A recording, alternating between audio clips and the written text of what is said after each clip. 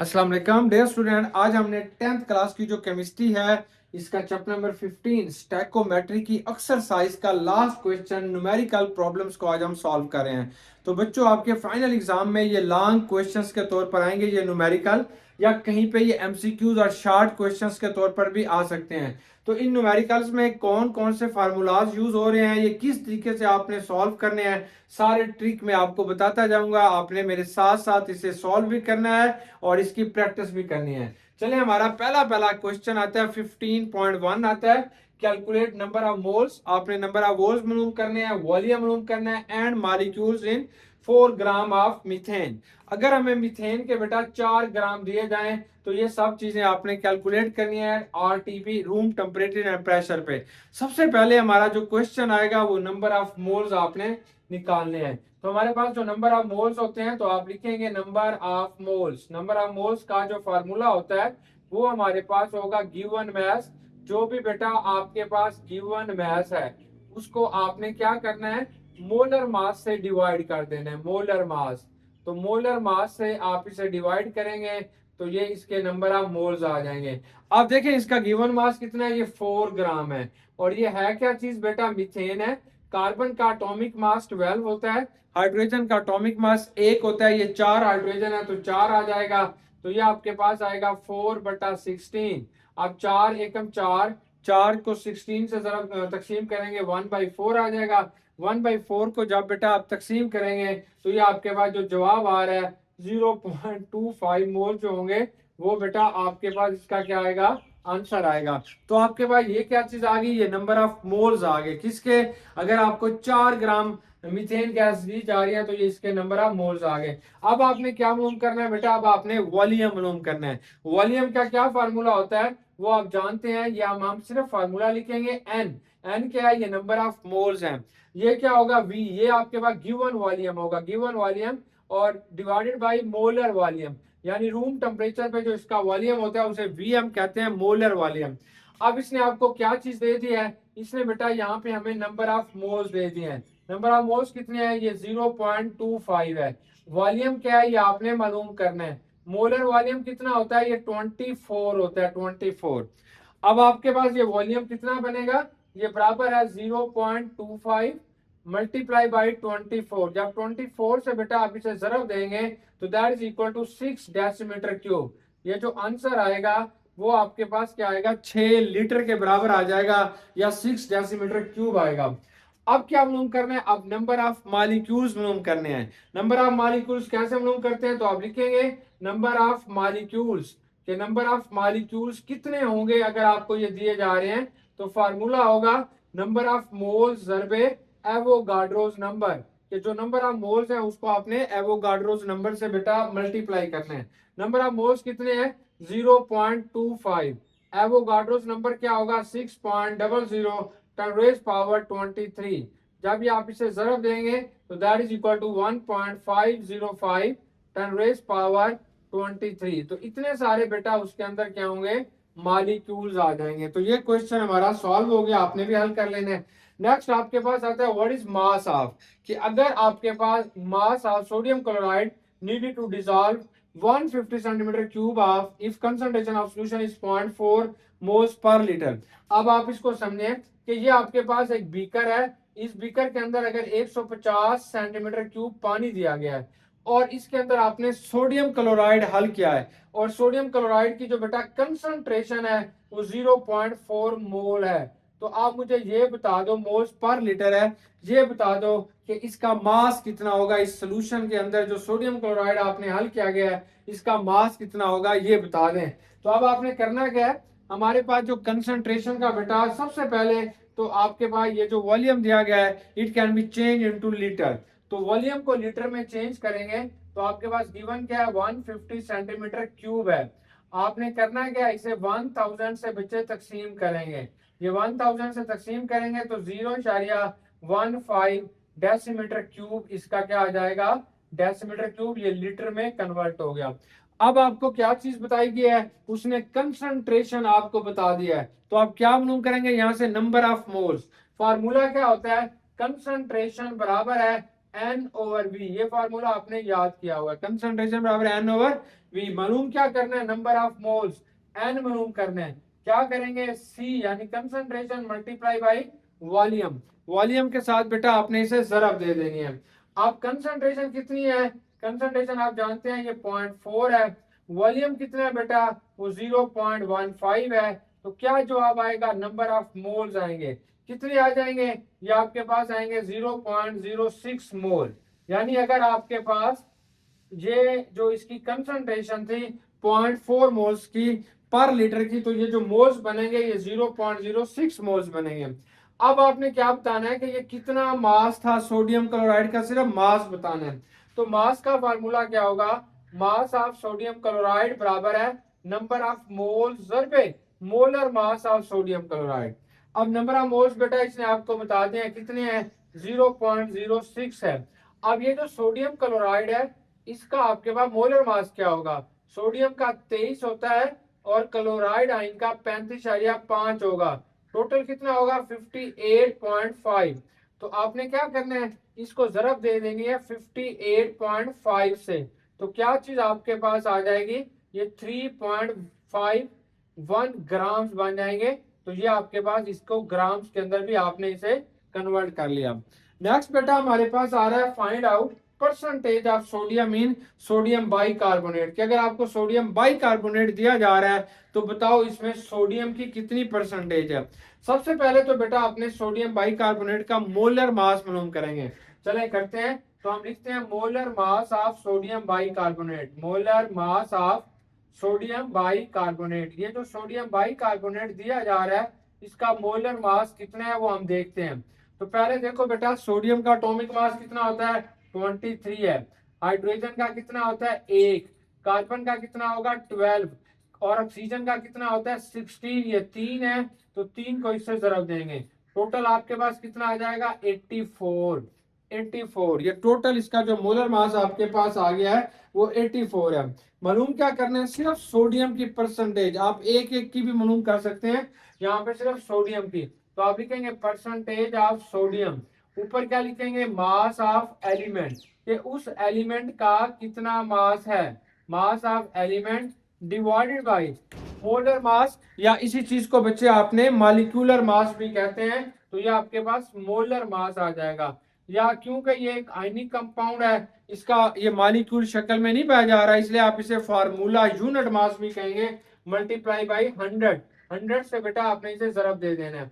तो सोडियम का atomic mass बच्चों कितना है, 23 है। टोटल मोलर मास हमारे पास कितना आ रहा है, 84 है। मल्टीप्लाई बाई 100, जब 100 से आप इसे जरब दे देंगे तो ये जवाब आएगा 27.38%। 27.38% जो है ये सोडियम की इसके अंदर क्या होगी, परसेंटेज होगी। अब नेक्स्ट क्वेश्चन हमने करना है, ये 15.4 है। यहाँ पे क्या चीज मालूम करना चाहते हैं, इंपीरिकल फार्मूला मालूम करना चाहते हैं। आपको गिवन क्या है, दो आपको चीजें दी गई हैं, एक बेटा आपको सल्फाइड, एक सल्फर दिया गया है और दूसरी चीज बेटा आयरन दिया गया है। अब ये हमें बताना चाहता है कि सल्फाइड ऑफ आयरन कंटेनिंग, एक आपके पास एक ऐसा कंपाउंड है जिसके अंदर, चले हम पहले आयरन लिख लेते हैं फिर बेटा यहाँ पे आपने सल्फर लिख लें। तो आयरन, इसके अंदर सल्फर कितना है वो आपको कहता है 1.926 ग्राम, इसके अंदर क्या है सल्फर है।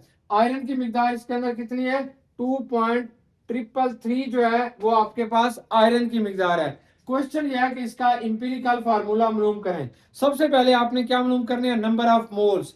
क्या से मालूम करने हैं, given mass is divided by atomic mass. Iron का एटॉमिक मास कितना होता है 56, तो इसे 56 से डिवाइड कीजिए, क्या जवाब आपके पास आएगा, तो आपके पास जवाब आएगा 0.0416। अब सल्फर का एटॉमिक मास कितना होता है, ये बेटा आपके पास 32 होता है, 32 होगा। तो इसका जवाब आपके पास क्या आएगा 0.062, ये आपके पास आएगा। ये आपने क्या मालूम कर लिया, नंबर ऑफ मोल्स। अगर ये समझ नहीं आ रहा तो पहले हमने इसे डिस्कस कर चुके हैं, इंपीरिकल फार्मूलाज हमने 5-6 कंपाउंड्स के मालूम किए हैं, वहां से आप देख सकते हैं। अब क्या करना है, least one value is divided on. देखिए इनमें से कम वैल्यू कौन सी है उसको सब पे डिवाइड करेंगे तो आपके पास क्या चीज आएगी, मोल रेशो आएगी। तो कम वैल्यू कौन सी है, मेरे ख्याल में कम वैल्यू 0.416 है। इसको दोनों पे तकसीम कर दें, 0.0416। अब ये आपके पास क्या आएगा 0.602 डिवाइडेड बाई, आपने डिवाइड कर दिया 0.0416। जब आप इसे डिवाइड करते हैं तो इसका जवाब तो बेटा 1 आ जाएगा। इसका जवाब आपके पास 1.45 या अप्रोक्सीमेटली इक्वल टू 1.5।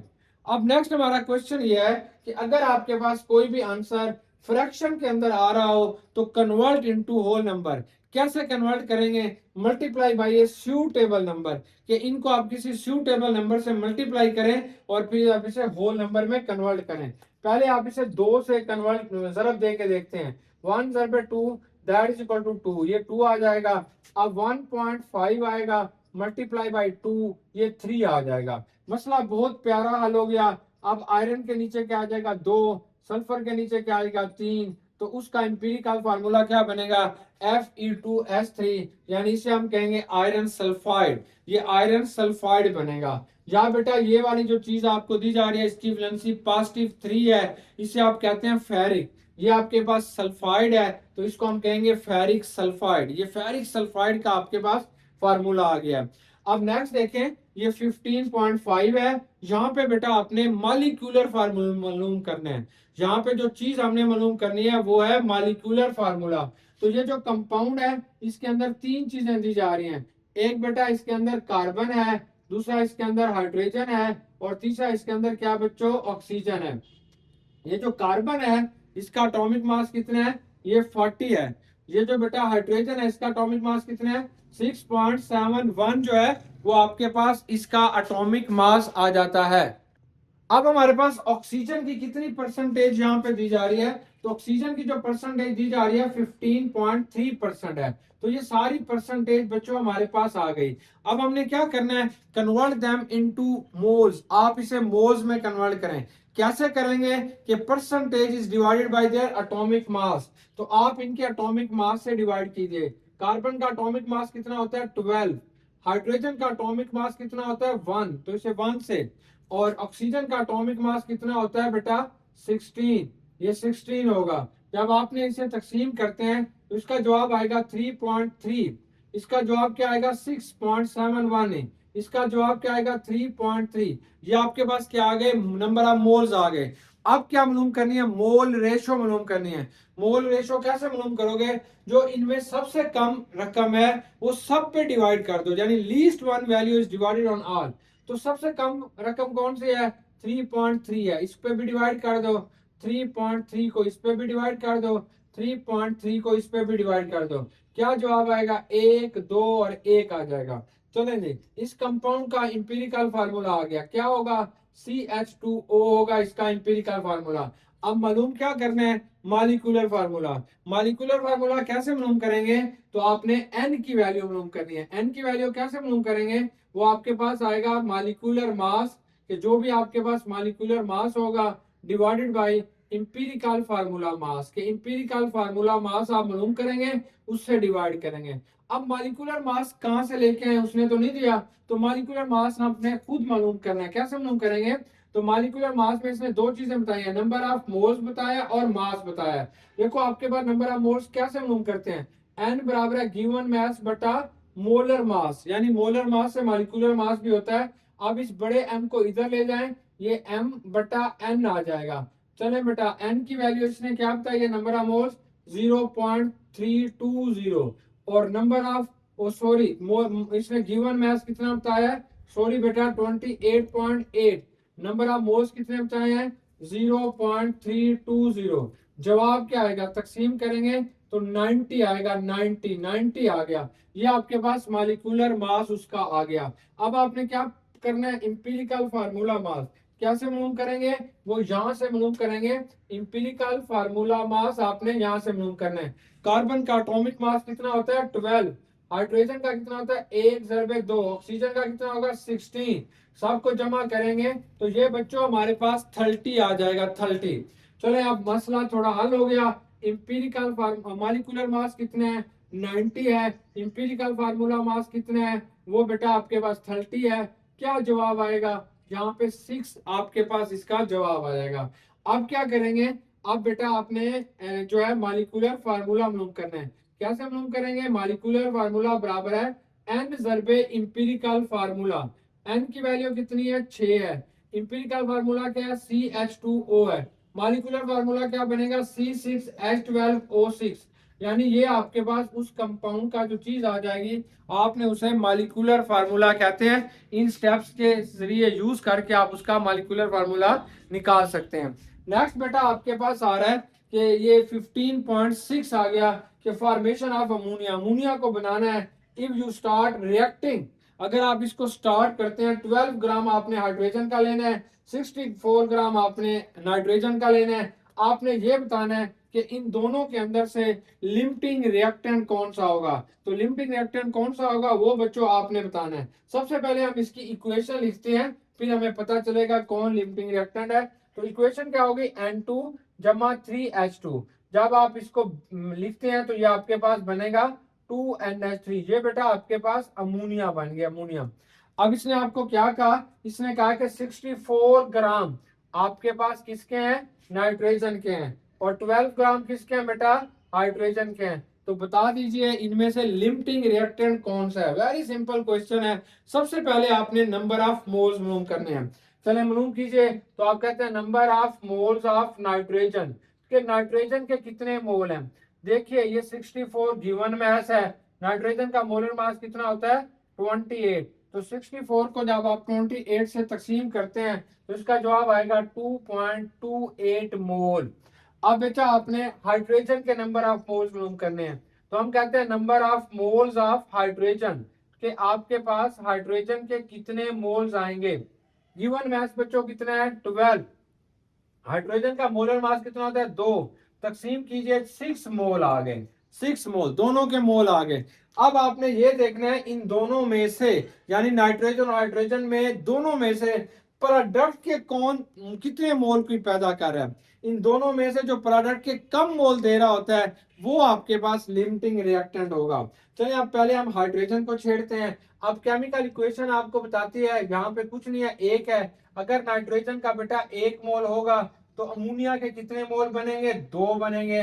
बिल्कुल ठीक। अगर आपके पास नाइट्रोजन का 2.28 मोल होंगे तो अमोनिया के बच्चों कितने मोल बनेंगे। तो आप कहेंगे 2 मल्टीप्लाई बाई 2.28। तो जरा दीजिए, ये 16 आ जाएगा, ये 5 आ जाएगा, ये 4 होगा। यानी अगर आपके पास जो नाइट्रोजन है वो बेटा यहाँ पे 4.56 ग्राम जो है अमोनिया बना रहा है। अब हम ये देखना चाहते हैं हाइड्रोजन कितना बनाएगा।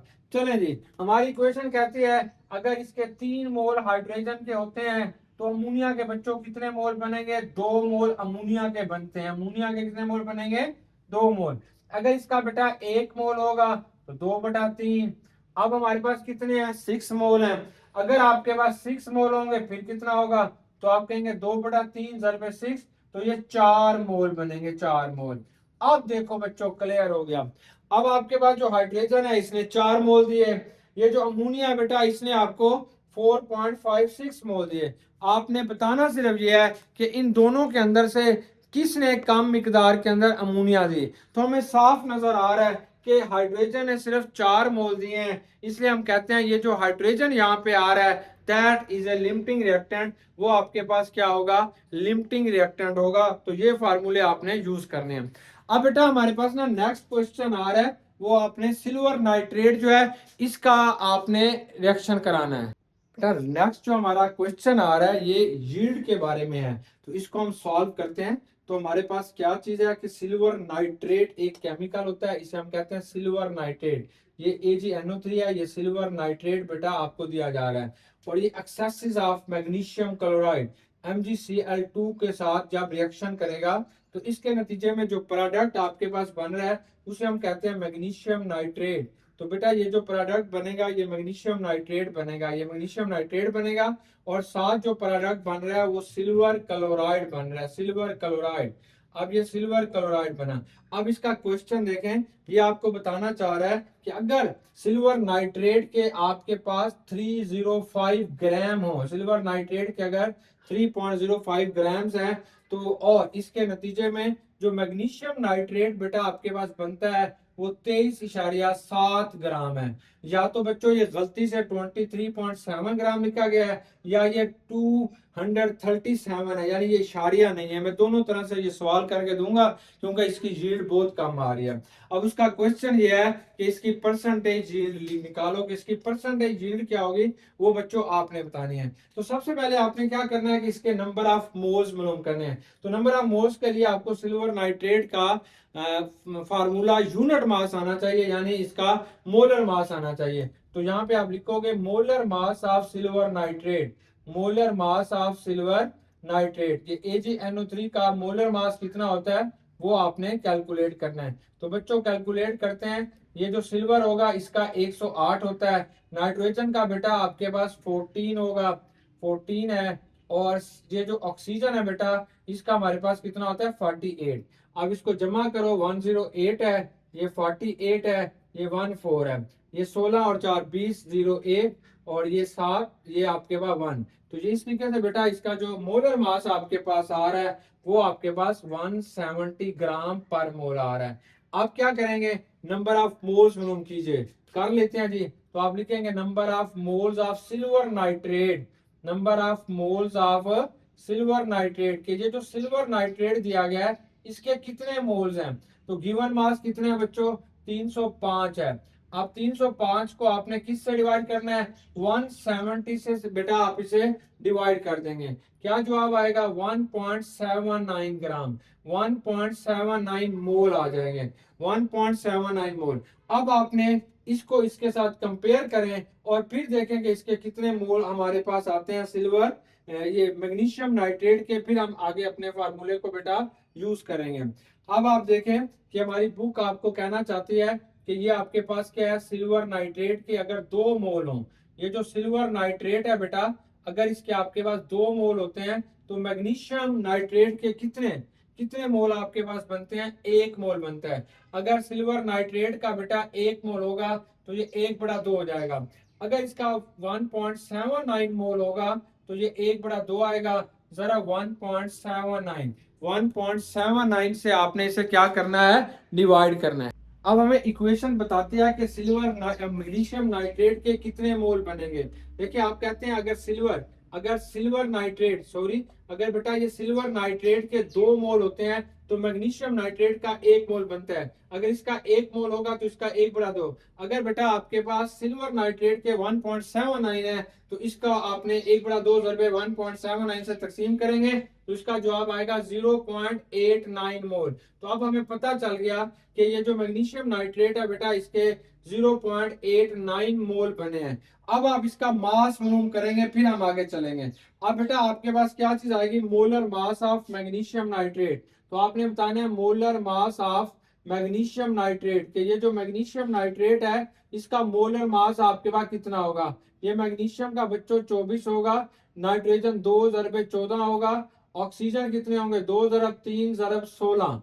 तो जमा कीजिए, ये 24 होगा, ये बच्चों जमा 28 होगा, ये 2 3 6, 6 को जब इससे आप जरब देते हैं तो ये 96 आपके पास आ जाता है, 96। जब आप बेटा इसके अंदर 24 जमा करते हैं, यानी ये आपके पास क्या चीज है 96 है, इसमें आपने 24 जमा किए तो ये आपके पास बच गया 120।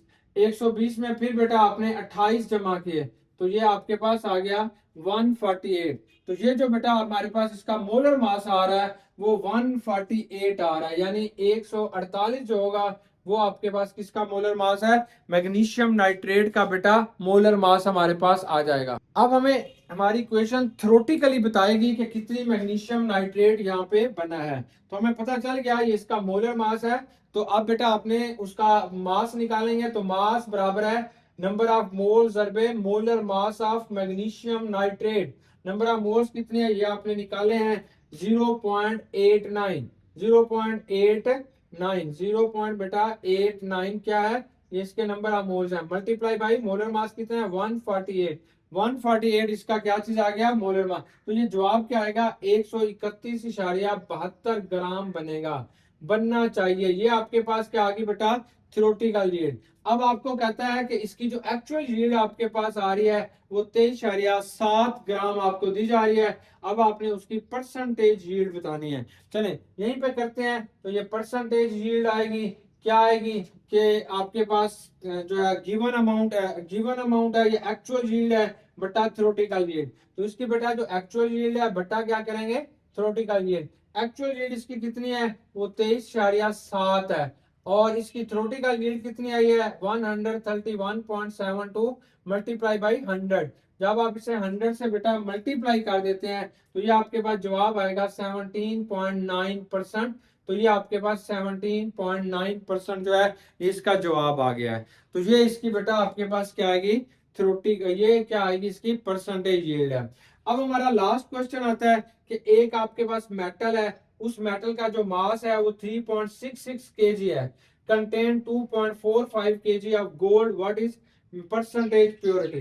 कि आपके पास एक एक चीज दी जा रही है, कोई भी चीज है, ये तांबा है कुछ है, इसके अंदर जो गोल्ड मौजूद है यानी जो सोना मौजूद है उसका जो असल वजन बन रहा है वो 2.45 kg है। लेकिन इस पूरे मेटल का जो मास आपके पास बन रहा है वो 3.66 kg है। वो कहता है इसकी परसेंटेज प्योरिटी बताएं। तो आप फार्मूला लगाएंगे, परसेंटेज प्योरिटी का फार्मूला लगाएंगे। परसेंटेज प्योरिटी बराबर है mass of pure substance, mass of pure metal या प्योर सब्सटेंस।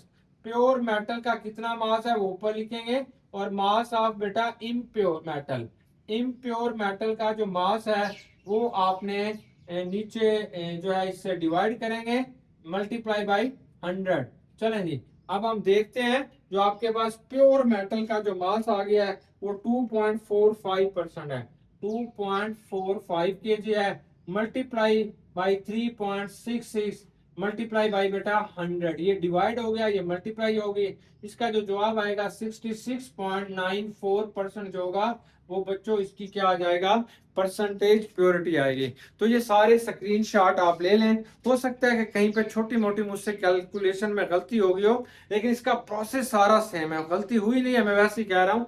तो आपने बेटा ये सारी स्क्रीनशॉट ले लें। इस तरीके से आपने इन न्यूमेरिकल को सॉल्व करना है और इनको बार बार करना है ताकि आप इसमें परफेक्ट हो जाएं। बेस्ट विशेष, गुड लक। इंशाल्लाह नेक्स्ट हम नेक्स्ट चैप्टर को स्टार्ट करेंगे। तब तक के लिए अल्लाह हाफिज।